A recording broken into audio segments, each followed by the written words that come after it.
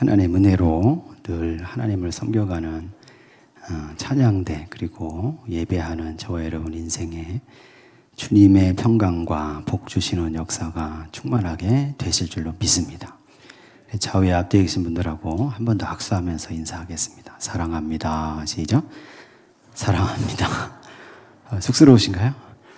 이렇게 합시다. 주님의 이름으로 사랑합니다. 시작. 주님의 이름으로 사랑합니다. 네. 60에 가까운 나이가 된 어떤 여자 집사님이 있었습니다. 50대 후반인 거죠. 근데 이분이 이혼을 했어요. 요즘 이혼한 사람들이 많은데 나이가 많아졌는데 이제 이혼을 한 거죠. 근데 이제 전 남편은 이혼했으니까 전 남편은 재혼을 했습니다. 재혼해서 미국으로 가버렸어요. 미국에 살아요. 근데 이분이 딸이 있어요. 딸 하나가 있는데 딸이 좀 일찍 결혼했나 봐요. 그래서 결혼했는데 이 딸은 어디로 가 있냐면 지방에 내려갔어요. 남편 직장 때문에. 그러니까 이분이 60이 다 돼가는데 이제 혼자 서울 집에 남게 된 거죠. 그렇게 외롭더라는 거예요. 다 떠나고 너무나 외로워서 이로 주체할 수가 없어서 주변에 조언을 구했는데 어떤 친구가 그러면 개 한 마리를 키워봐라 그러더래요. 개. 강아지 많이 키우잖아요. 그래서 그 조언을 따라서 개를 한 마리 구입을 했어요. 그래서 개 키우기 시작합니다. 개를 키워보시는 분들은 아시겠지만 되게 귀찮아요. 근데 귀찮은 것을 없앨 만큼 좋은 게 있습니다. 그렇게 나만 좋아하는 거야, 개가. 그냥 어디 갔다 오면 정신없이 와서 그냥 막 안기려고 하고, 그렇게 내 말을 잘 들어. 그래서 이분이 개에게 좀 위로를 받았어요. 그러니까 어느 날은 이제 저녁 먹고 나서 앉아서 텔레비전을 보는 거예요. 뉴스를 보는데 자기 옆에 개가 나와서 딱 앉더니 같이 보더라는 거예요, 텔레비전을. 근데 그걸 보면서 또 그런 생각도 들더라는 거예요. 내가 지금 개하고 이렇게 개 친구하고 살고 있네. 이러면서 자기 신세 한탄도 되고 그렇게 지냈는데 개를 키우기 시작한 3년 만에 개가 병들어 죽었습니다. 얼마나 마음이 슬프던지 그분이 그 개를 수십만 원짜리 관을 사서 이 개를 잘 그렇게 거기다 모시고 안장을 잘하고 장례를 잘 치러줬어요. 치러주고 집에 왔는데 그렇게 슬프고 외롭고 쓸쓸해서 막 주저앉아서 울었대. 이분이. 내 인생이 왜 이렇게 쓸쓸하고 외롭고 이런가. 근데 그러다가 문득 생각이 들더래요. 내가 이렇게 개하고 친구하다 이렇게 슬퍼하면서 이렇게 살아도 되나. 내 인생이 그래도 앞으로도 몇십 년이 남았는데 이렇게 살 수는 없지. 그러면서 그때 교회는 그냥 다니는 둥 마는 둥 하면서 어쩌다 집사는 됐어요. 그래서 이제는 내가 교회 참 열심히 한번 해보리라 이런 다짐을 했어요. 그래서 이제부터는 교회에 나가서 그냥 나가는 게 아닙니다. 가면은 예배도 열심히 참여하고 그동안 안 나간 여신도에도 막 나가는 겁니다. 그리고 주일날 되면 봉사하는 거예요, 봉사. 안 들어가던 교회 주방도 들어가서 음식도 막 같이 도와주고 안 하던 청소도 막 해주고 교회에서 여신도가 어디 봉사 간다 그러면 같이 따라가서 거기 다 가서 다 해주고 그거 막 참여하는 거예요. 그 여신도의 사람이 얼마나 좋겠어요. 새로운 사람이 막 다시 참여해가지고 막 열심히 한다고 하니까. 그래서 그거 한 석 달 동안은 재밌었대, 그게. 근데 한 3개월쯤 지나니까 이분이 목사님을 찾아왔어요, 목사님을. 다시. 목사님 찾아와가지고 뭐라고 했냐면 자기 시험 들었다는 거예요. 왜 시험 들었냐면 처음에는 자기가 그렇게 열심히 하니까 막 반겨주고 좋아하더니 한 3개월쯤 지나니까 어떤 사람 하나가 꼭 시어머니처럼 뭐만 하려고 하면 옆에 탁 달라붙어서 아이 그건 이렇게 하면 안 돼. 아이 저건 저렇게 해야 돼. 지금까지 우리가 이렇게 해왔으니까 이렇게 해야 되는 거야. 그러면서 뭐만 하려고 하면 그렇게 옆에 와서 시시콜콜 그냥 시어머니처럼 그러더라는 거예요.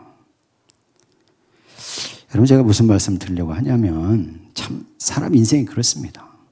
개하고 친구하고 살려다 보니까 개는 참 자기를 받아주고 좋은데 빨리 죽어버리죠. 사람들하고 같이 더불어 살려고 하니까 사람들이 자기 뜻대로 안 돼요.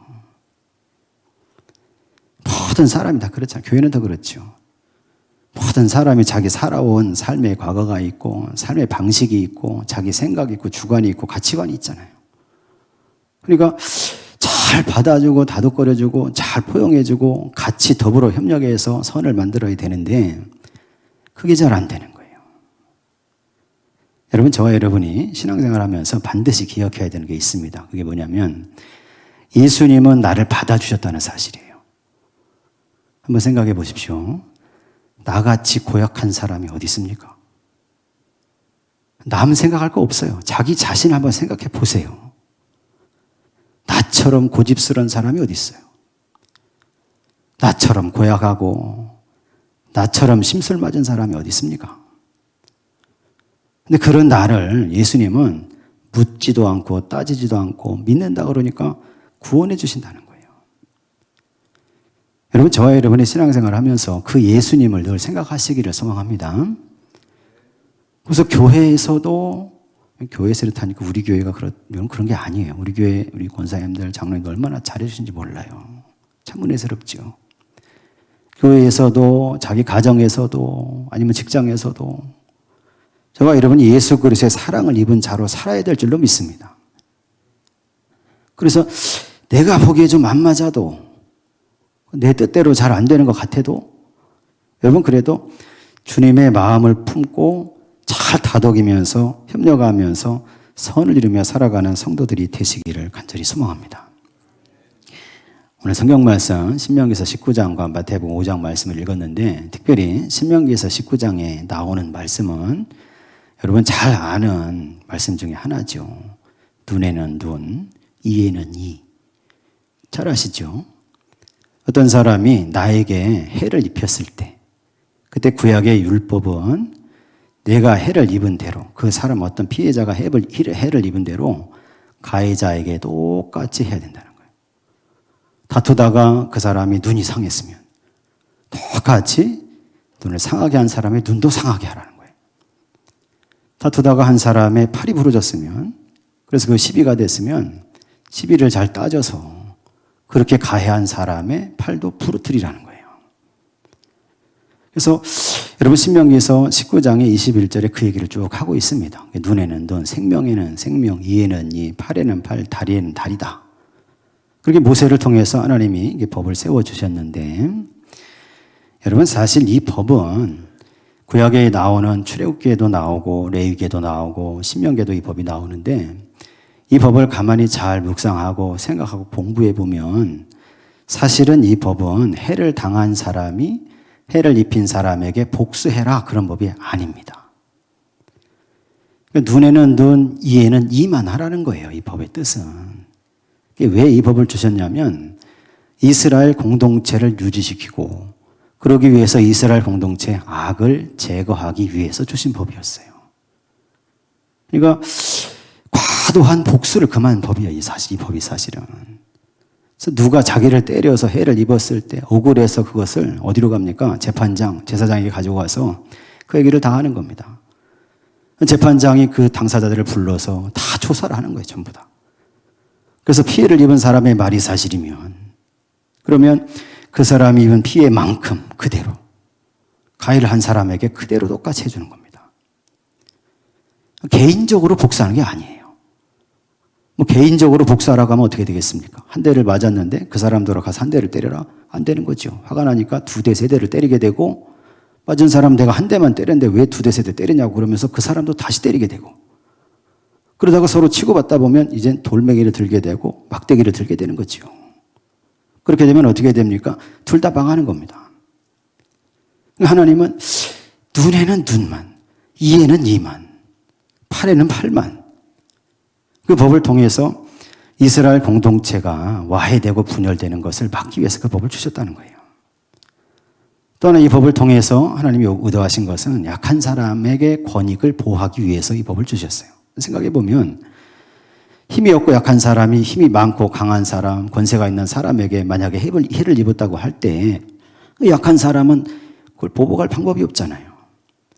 이걸 법으로 만들어서 힘이 있는 사람도 약한 사람을 함부로 하지 못하도록 만들어놓은 법이고, 또 하나 이스라엘 공동체 안에 이런 사례를 통해서 이스라엘 백성들이 남에게 해를 가하려고 하다가도 이 법 때문에 멈추게 된다는 거예요. 그래서 이스라엘 안에 이 악을 제하고 이스라엘이 하나님의 백성 공동체를 이루게 하기 위해서 이 법을 주셨다는 겁니다.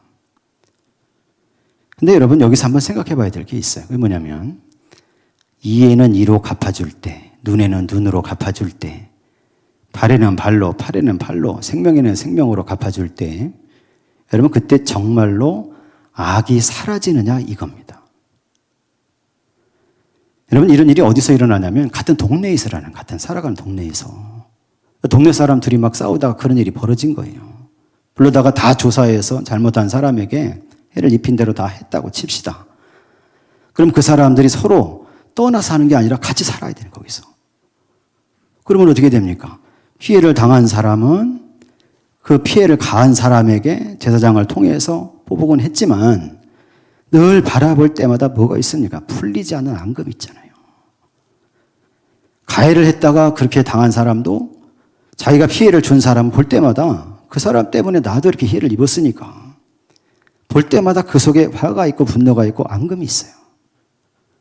그러니까 율법에 완전하지 못한 면이 여기 있는 겁니다. 그러니까 이스라엘 공동체 안에서 하나님께서는 악을 제하라 말씀하셨는데 그 법을 통해서는 온전하게 악을 제하는 일이 이루어지지 않는다는 거예요. 그래서 예수님께서 마태복음에 이제 산상설교를 말씀하시면서 그 법을 들어서 말씀하시는데 온전하게 악을 제하는 방법을 말씀하신 겁니다. 여러분, 저와 여러분이 바라기는 이 예수님께서 말씀하신 이 법대로 살아가는 성도들 되시기를 간절히 소망합니다. 우리 읽은 말씀 중에서 마태복음 5장 38절에 42절까지 그 말씀을 다시 한번 찾아서 한번 읽어보겠습니다. 38절에서 42절입니다. 또 눈은 눈으로 이는 이로 갚으라 하였다는 것을 너희가 들었으나 나는 너희에게 이르노니 악한 자를 대적하지 말라. 누구든지 내 오른편 뺨을 치거든 왼편도 돌려대며 또 너를 고발하여 속옷을 가지고자 하는 자에게 겉옷까지도 가지게 하며 또 누구든지 너로 억지로 우리를 가게 하거든 그 사람과 심리를 동행하고 내게 구하는 자에게 주며 내게 구고자 하는 자에게 거절하지 말라. 아멘.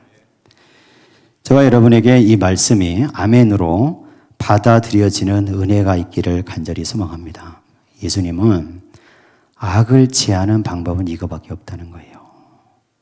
너희 안에서 악을 제해야 되는데 왜 악을 제거해야 됩니까? 악이 제거되어야 거기 하나님 나라가 이루어지는 거예요. 예수님은 하나님의 나라를 전하신 분이죠. 너희가 하나님의 나라를 이루고 누리는 성도가 되려면, 그 나라에 들어가는 백성이 되려면 너희 중에 악이 없어야 된다는 거예요. 근데 그 악을 제거하는 방법은 눈은 눈으로 이는 이로 갚는 게 아니라 오른편 뺨을 맞았으면 왼편을 돌려대라는 겁니다. 여러분, 이 말씀이 무슨 말씀인지 잘 생각해 보셔야 돼요. 어떤 사람이 있는데 오른편 뺨을 세게 맞았어요, 지금. 근데 이 당시로 가서 생각을 해보면 내 앞에 어떤 사람이 있는데 오른쪽 뺨을 때리려면, 내가 오른쪽 뺨을 맞으려면 그러면 그 사람은 어떻게 해야 되냐면 두 가지입니다. 하나는 그 사람이 왼손으로 나를 때리거나 아니면 오른손 손등으로 쳐야 되는 거예요. 근데 그 당시의 문화는 왼손을 거의 쓰지 않습니다. 일반적인 상황으로 생각해 보면 지금 이 사람은 어떻게 됩니까? 상대편이 오른손 손등으로 자기 오른편 뺨을 때린 거예요, 지금. 그 당시에 오른손 손등으로 치는 경우는 누구에게 그렇게 합니까? 노예나 종들이 잘못했을 때. 그리고 이 사람은 그냥 오른편 뺨만 맞은 게 아니고 어떤 상황이냐면 아주 인격적인 모독을 당한 거잖아요. 근데 그런 상황에 처할지라도 그때 생긴 악을 제거하려면 네가 왼쪽 뺨을 돌려대야 된다는 거예요. 그렇게 하는 행동을 통해서 너를 때린 사람에게 시위하는 겁니다. 시위. 당신은 나를 노예처럼 대하고 나에게 폭력을 행사하지만 나는 당신을 인격체로 대하고 나는 당신에게 폭력을 행하지 않습니다. 하는 모습을 드러내라는 겁니다. 여러분, 그 다음에 예수께서 하신 말씀 뭡니까? 속옷을 가지고자 하는 자에게 송사를 통해서 고소해서. 어떤 사람이 지금 막 고소와 고발을 통해서 상대편에 어떤 사람이 내 것을 막 다 뺏어간 거예요. 지금 전부 다. 가지고 있는 건 다 가져갔습니다. 이제 나에게 남은 건 뭡니까? 내 몸뚱아리와 내가 속에 입은 옷과 겉에 입은 옷이에요. 옷밖에 없어요, 지금 자기는. 근데 이 사람이 그것마저도 소송을 통해서 뺏겠다는 거예요. 그 당시에 율법으로는 겉옷은 뺏지 못하게 돼 있어요. 겉옷은 가난한 자가 더운 낮에는 햇볕을 가려주고 추운 밤에는 그것을 이불 삼아 자야 되기 때문에 율법에서 아무리 가난한 자도 겉옷을 저당 잡지 못하게 돼 있습니다. 뺏지 못하게 돼 있어요. 그러니까 이 사람은 법을 아니까 겉옷은 뺏지 못하니까 속에 입은 옷까지는 내가 뺏겠다 하고 지금 소송을 걸었다는 거예요. 그런 일이 있을 때 그때 그걸 통해서 생겨나는 악을 없애려면 그 일을 당하는 네가 속옷만이 아니라 겉옷까지도 벗어서 주라는 겁니다. 여러분, 그렇게 되면 어떻게 됩니까? 벗어준 사람은 알몸이 되는 거예요. 근데 그게 어디서 일어납니까? 마을 한복판에서 일어나는 거예요. 재판장은 있으니까, 재판장을 중심으로 일이 벌어지니까. 그래서 그 일을 통해서 자기가 알몸이 될지언정 사람들이 구경거리가 되겠죠. 근데 사람들은 처음에는 그걸 바라보면서 막 낄낄대기도 하겠죠. 근데 생각하게 되는 거예요. 아니, 자기에게 소송을 걸었던 사람도 생각하게 되는 겁니다. 속옷을 빼앗으려고, 속옷까지도 빼앗으려고 했는데 저 사람은 겉옷까지 벗어주는 것을 보여주는 거죠. 그럼 사람들은 어떻게 생각합니까? 그 소송을 건 사람이 얼마나 악하고 저 사람이 얼마나 못됐나. 그 사람 스스로도 생각하는 거예요. 다른 사람 눈총이 있으니까. 그 자기의 행실에 대해 자기 행하는 것에서 다시 한번 돌아볼 수 있는 기회를 주라는 겁니다. 그 길만이 악을 제거할 수 있는 길이라는 거예요, 예수님은. 억지로 오리를 가게 하거든 심리까지 가져라, 마찬가지죠. 이게 구하는 자에게 주고 꾸고자 하는 자에게 거절하지 말라, 마찬가지입니다. 예수님께서는 어디까지 말씀하셨냐면 그 뒤에 이어지는 말씀에 원수를 사랑하라고 그러죠. 원수를 사랑하라. 여러분, 그 말씀을 한번 찾아서 보겠습니다. 마태복음 5장 44절에서 48절까지 한번 찾아서 보겠습니다. 마태복음 5장 44절부터 48절 같이 읽겠습니다. 나는 너희에게 이르노니 너희 원수를 사랑하며 너희를 박해하는 자를 위하여 기도하라. 이같이 한즉 하늘에 계신 너희 아버지의 아들이 되리니 이는 하나님이 그 해를 악인과 선인에게 비추시며 비를 의로운 자와 불의한 자에게 내려주심이라. 너희가 너희를 사랑하는 자를 사랑하면 무슨 상이 있으리요? 세리도 이같이 아니하느냐? 또 너희가 너희 형제에게만 무난하면 남보다 더하는 것이 무엇이냐? 이방인들도 이같이 아니하느냐? 그러므로 하늘에 계신 너희 아버지의 온전하심과 같이 너희도 온전하라. 아멘. 원수를 사랑하라는 겁니다. 원수를 위해서 기도해 주라는 거예요, 예수님 말씀은. 마태복음 5장에 설교하시면서 예수님을 구원의 주로 바라보는 사람들에게, 예수를 따라다니는 제자들에게 너희는 하나님 아버지의 아들이 되어야 된다는 거예요. 왜 그렇습니까? 하나님 나라를 상속받아 누리고 살아야 되니까. 그러려면 악이 제거돼야 되는데 그 악을 제거하려면 어떻게 해야 됩니까? 원수 같은 사람을 사랑해야 그게 가능하다는 거예요. 여러분, 저와 여러분의 인생을 살아가면서 우리의 삶 속에서도 바라기는 이 말씀을 적용할 수 있게 되시기를 간절히 소망합니다. 어려운 일이에요. 안 되는 일이죠. 예수님께서 하시는 말씀은 하나님을 보라는 거, 하나님. 하나님이 악인과 선인에게 동일하게 해를 비춰주시고 비를 내려주시지 않느냐는 거예요. 너희는 하나님의 아들이 됐으니까 하나님처럼 그 모습을 따라서 하나님 아버지처럼 온전한 성도의 모습을 가져야 되지 않겠느냐는 겁니다. 여러분, 저와 여러분의 신앙의 삶이 예수 그리스도의 이 가르침을 따라서 우리도 악을, 해를 입은 것을 악으로 대하지 말고 선으로 대하는 성도들이 다 되시기를 간절히 소망합니다. 여러분, 어떤 남자 집사님이 있었어요. 옛날 얘기인데 농사를 졌습니다. 집에서 농촌에 농사를 졌는데 집이 그 돈이 계단식 돈이에요. 계단식 돈. 조그만 돈인데 위에 자기 돈이 있고 밑에 다른 사람 돈이 있는 거예요. 근데 그때는 이제 펌프가 없어서 지하수를 끓여서 물을 못 대니까, 지하수를 끌어내서, 땅에서 끌어내서 못 대니까, 그때는 가물어지면 어떻게 했냐면 물찌개를 지고 와서 저수지에서 물을 받아다가 자기 돈에 물을 댔다는 거예요. 근데 그 집사님이 가물으니까 자기 돈에 물을 대려고 저수지에 가서 물을 떠다가 열심히 물을 퍼날랐습니다. 그래서 그렇게 크지 않은 돈이니까 물을 부어대니까 다 찼어요, 물에. 다 차서 이제 뿌듯한 마음으로 집으로 돌아갔어요. 그 다음날 아침에 와서 보니까 물이 사라졌어. 그러니까 밑에 논의 주인이 밤에 몰래 와서 뚝을 터는 거예요, 이걸. 어떻게 됩니까? 위에 있는 물이 밑으로 내려오잖아. 밑에는 막 물이 많은데 자기는 물이 없어.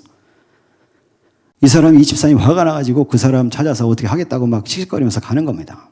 근데 가다가 자기 집에 신방원 목사님을 만났대. 자초지종을 얘기하니까 목사님께서 부탁하는 거야. 집사님 제발 한 번만 참으라고. 한 번만 참아주라고. 예수 믿는 사람이니까 참으라고.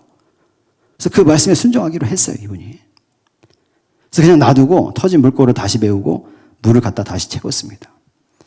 그 다음에 또 가물어서 또 가서 채웠어요. 그 다음날 가보니까 또 어떻게 됐냐면 물이 다 없어졌어요. 밑에 사람이 또 물고를 터는 겁니다, 이거를. 이번에는 정말 참을 수 없죠, 이 집사님이. 그래서 이번에 누구를 찾아가냐, 목사님을 찾아갔습니다. 목사님 책임지라고 지금. 했더니 이게 뭐냐고 지금. 어떻게 할 거냐고. 그랬더니 목사님이 이번 한 번만 내 말을 들으라고. 그러면서 두 번째 단계를 알려주시는 거예요. 이번에 물을 댈 때는 밑에 논에 먼저 대라는 거예요. 물을 힘들겠지만 밑에 논을 다 대고 그 다음 자기 논을 대라는 거예요. 집사님 순종했어요, 그렇게. 그렇게 하고 사흘이 지났습니다. 사흘 지났는데 어떤 사람이 찾아와서 자기를 보니까 밑에 논 주인이에요. 이 사람 와서 하는 얘기가 어떻게 하면 나도 당신이 믿는 예수를 믿을 수 있습니까? 그러더라는 거예요. 여러분, 악을 제거할 수 있는 방법은 다른 게 없습니다. 선으로 악을 대하는 수밖에 없다는 거죠. 저와 여러분의 인생이 하나님이 주시는 하나님 나라를 누리고 사시기를 간절히 소망합니다. 하나님 나라는 죽어서만 가는 게 아니에요. 이 세상에 하나님 나라가 이미 임해 있습니다. 예수 그리스도를 통해서, 말씀을 통해서 와 있어요. 근데 그 말씀에 순종해서 행하는 사람에게 그 나라가 임하는 겁니다. 오늘 저와 여러분이 가정에서 또는 직장에서, 교회에서, 내가 살아가는 삶의 어떤 공간에서 다 하나님이 주시는 이 하나님의 나라, 하나님의 다스림, 하나님의 평강을 누리며 살아가야 될 줄로 믿습니다. 그러려면 악이 제거돼야 됩니다. 악이. 사람들 사이에 있는 악이. 어떻게 제거합니까? 내가 악을 선으로 대할 때 그게 제거되는 거죠. 예수님께서는 마태복음 5장 20절에 이런 말씀을 하셨어요. 뭐라고 하셨냐면 내가 너희에게 이르노니 너희 의가 서기관과 바리새인보다 더 낫지 못하면 결코 천국에 들어가지 못하리라. 아멘. 서기관과 바리새인의 의가 어떤 겁니까? 바로 이 의예요. 눈에는 눈, 이에는 이, 발에는 발로 그렇게 징벌하는 게 서기관과 바리새인의 의죠. 근데 예수님은 그보다 더 나아야지만 하나님 나라에 들어간다는 겁니다. 더 나은 의는 어떤 겁니까?